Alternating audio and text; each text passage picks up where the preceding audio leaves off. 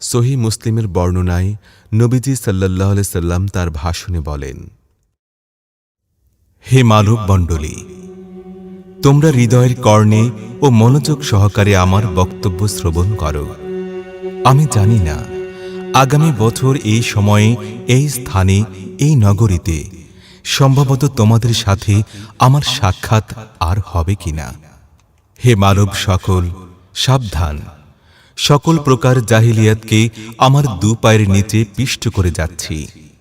নিরপরাধ মানুষের রক্তপাত চিরতরে হারাম ঘোষিত হল। প্রথমে আমি আমার বংশের পক্ষ থেকে রাবিয়া বিন হারিস বিন আব্দুল মুত্তালিবের রক্তের দাবি প্রত্যাহার করে নিচ্ছি। সে বনি লাইস গোত্রে দুধ পান করেছে, হুজাইল তাকে হত্যা করেছে। জীবনের প্রতিটি ক্ষেত্র থেকে সুদকে চিরদিনের জন্য হারাম ও নিষিদ্ধ ঘোষণা করা হল। আমি আজ আমার চাচা আব্বাস ইবনে আব্দুল মুত্তালিবের যাবতীয় সুদের দাবি প্রত্যাহার করে নিচ্ছি। হে লোক সকল, বলো আজ কোন দিন? সকলে বলল, আজ মহান আরাফার দিন, আজ হজের বড় দিন। সাবধান! তোমাদের একের জন্য অপরের রক্ত, তার মাল সম্পদ, তার ইজ্জত সম্মান আজকের দিনের মতো, এই হারাম মাসের মতো, এই সম্মানিত নগরীর মতো পবিত্র আমানত। সাবধান! মানুষের আমানত প্রকৃত মালিকের নিকট পৌঁছে দেবে। হে মানব সকল, নিশ্চয়ই তোমাদের সৃষ্টিকর্তা আল্লাহ একজন। তোমাদের সকলের পিতা হযরত আদম। আরবের উপর অনারবের এবং অনারবের উপর অনারবের কোনো শ্রেষ্ঠত্ব নেই। সাদার উপর কালোর আর কালোর উপর সাদার কোনো মর্যাদা নেই। তাকওয়াই শুধু পার্থক্য নির্ণয় করবে। হে লোক সকল, পুরুষদেরকে নারী জাতির উপর নেতৃত্বের মর্যাদা দেয়া হয়েছে। তবে নারীদের বিষয়ে তোমরা আল্লাহ তাআলাকে ভয় করো। নারীদের উপর যেমন পুরুষদের অধিকার রয়েছে, তেমনি পুরুষদের উপর রয়েছে নারীদের অধিকার।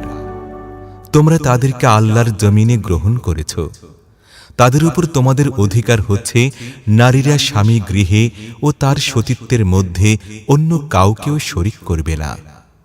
যদি কোনো নারী এই ব্যাপারে সীমা লঙ্ঘন করে, তবে স্বামীদেরকে এই ক্ষমতা দেয়া হচ্ছে যে তারা স্ত্রীদের থেকে বিছানা আলাদা করবে ও দৈহিক শাস্তি দেবে, তবে তাদের চেহারায় আঘাত করবে না। আর নারীগণ স্বামী থেকে উত্তম ভরণ পোষণের অধিকার লাভ করবে। তোমরা তাদেরকে উপদেশ দেবে ও তাদের সাথে সুন্দর আচরণ করবে। হে উপস্থিতি! মুমিনেরা পরস্পর ভাই, আর তারা সকলে মিলে এক অখণ্ড মুসলিম ভাতৃ সমাজ। এক ভাইয়ের ধন সম্পদ তার অনুমতি ব্যতিরেকে ভক্ষণ করবে না। তোমরা একে অপরের উপর জুলুম করবে না। হে মানুষেরা, শয়তান আজ নিরাশ হয়ে পড়েছে। বড় বড় বিষয় সে তোমাদের পথভ্রষ্ট করতে সমর্থ হবে না। তবে ক্ষুদ্র ক্ষুদ্র বিষয়ে তোমরা সতর্ক থাকবে ও তার অনুসারী হবে না। তোমরা আল্লাহর বন্দেগী করবে, দৈনিক 5 ওয়াক্ত সালাত প্রতিষ্ঠা করবে, রমজান মাসের সিয়াম পালন করবে, যাকাত আদায় করবে ও তোমাদের নেতার আদেশ মেনে চলবে। তবেই তোমরা জান্নাত লাভ করবে। সাবধান! তোমাদের গোলাম ও অধীনস্থদের বিষয়ে আল্লাহ তাআলাকে ভয় করো। তোমরা যা খাবে তাদেরকে তা খেতে দেবে, তোমরা যা পড়বে তাদেরকেও সেভাবে পড়তে দেবে। হে লোক সকল, আমি কি তোমাদের নিকট আল্লাহ তাআলার পয়গাম পৌঁছে দিয়েছি? লোকেরা বলল, হ্যাঁ। তিনি বললেন, আমার বিষয় তোমাদের জিজ্ঞাসা করা হবে। সেদিন তোমরা কি সাক্ষ্য দেবে? সকলে এক বাক্যে বললেন, আমরা সাক্ষ্য দিচ্ছি যে আপনি আমাদের নিকট রিসালাতের পয়গাম পৌঁছে দিয়েছেন, উম্মতকে সকল বিষয়ে উপদেশ দিয়েছেন, সমস্ত গোমরাহির আবরণ ছিন্ন করে দিয়েছেন এবং ওহির আমানত পরিপূর্ণভাবে পৌঁছে দেওয়ার দায়িত্ব পালন করেছেন।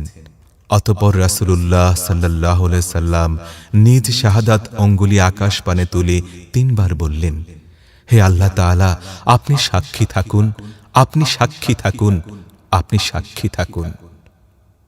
হে মানুষেরা, আল্লাহ তাআলা তোমাদের সম্পদের মিরাস নির্দিষ্টভাবে বণ্টন করে দিয়েছেন। তার থেকে কম বেশি করবে না। সাবধান! সম্পদের 3 ভাগের 1 অংশের চেয়ে অতিরিক্ত কোনো ওসিয়ত বৈধ নয়। সন্তান যার বিছানায় জন্মগ্রহণ করবে সে তারই হবে। ব্যভিচারের শাস্তি হচ্ছে প্রস্তরাঘাত, অর্থাৎ সন্তানের জন্য শর্ত হল তা বিবাহিত দম্পতির হতে হবে। ব্যভিচারীর সন্তানের অধিকার নেই। যে সন্তান আপন পিতা ব্যতীত অন্যকে পিতা এবং যে দাস নিজের মালিক ব্যতীত অন্য কাউকে মালিক বলে স্বীকার করে, তাদের উপর আল্লাহ তাআলা, ফেরেশতাকুল এবং সমগ্র মানব জাতির অভিশাপ, এবং তার কোনো ফরজ ও নফল ইবাদত কবুল হবে না। হে কুরাইশ সম্প্রদায়ের লোকেরা, তোমরা দুনিয়ার মানুষের বোঝা নিজেদের ঘাড়ে চাপিয়ে যেন কিয়ামতে আল্লাহর সাথে সাক্ষাৎ না করো, কেননা আমি আল্লাহর আযাবের মোকাবেলায় তোমাদের কোনো উপকার করতে পারব না। তোমাদের দেখেই লোকেরা আমল করে থাকবে। মনে রেখো, সকলকে একদিন আল্লাহ তাআলার নিকট হাজির হতে হবে। সেদিন তিনি প্রতিটি কর্মের হিসাব গ্রহণ করবেন। তোমরা আমার পরে গোমরাহিতে লিপ্ত হবে না, পরস্পর হানাহানিতে মেতে উঠবে না। আমি সর্বশেষ নবী, আমার পরে আর কোনো নবী আসবে না। আমার সাথে ওহির পরিসমাপ্তি হতে যাচ্ছে। হে মানুষেরা, আমি নিঃসন্দেহে একজন মানুষ। আমাকেও আল্লাহ তাআলার ডাকে সাড়া দিয়ে চলে যেতে হবে। আমি তোমাদের জন্য 2টি বস্তু রেখে যাচ্ছি। যতদিন তোমরা এই 2টি বস্তু আঁকড়ে থাকবে, ততদিন তোমরা নিঃসন্দেহে পথভ্রষ্ট হবে না। একটি আল্লাহর কিতাব ও অপরটি রাসূলের সুন্নাহ। হে মানব মণ্ডলী, তোমরা আমির বা নেতার আনুগত্য করো এবং তার কথা শ্রবণ করো, যদিও তিনি হন হাবশী কৃতদাস। যতদিন পর্যন্ত তিনি আল্লাহর কিতাব অনুসারে তোমাদের পরিচালিত করেন, ততদিন অবশ্যই তার কথা শুনবে, তার নির্দেশ মানবে ও তার প্রতি আনুগত্য করবে। আর যখন তিনি আল্লাহর কিতাবের বিপরীতে অবস্থান গ্রহণ করবে, তখন থেকে তার কথাও শুনবে না এবং তার আনুগত্যও করা যাবে না। সাবধান, তোমরা দ্বীনের ব্যাপারে বাড়াবাড়ি থেকে বিরত থাকবে। জেনে রেখো, তোমাদের পূর্ববর্তীগণ এই বাড়াবাড়ির কারণেই ধ্বংস হয়ে গেছে। এই নির্দেশনাটি হচ্ছে অমুসলিমদের ক্ষেত্রে, অর্থাৎ কোনো বিধর্মীকে বাড়াবাড়ি বা জোর জবরদস্তি করে ইসলামের দীক্ষা দেয়া যাবে না।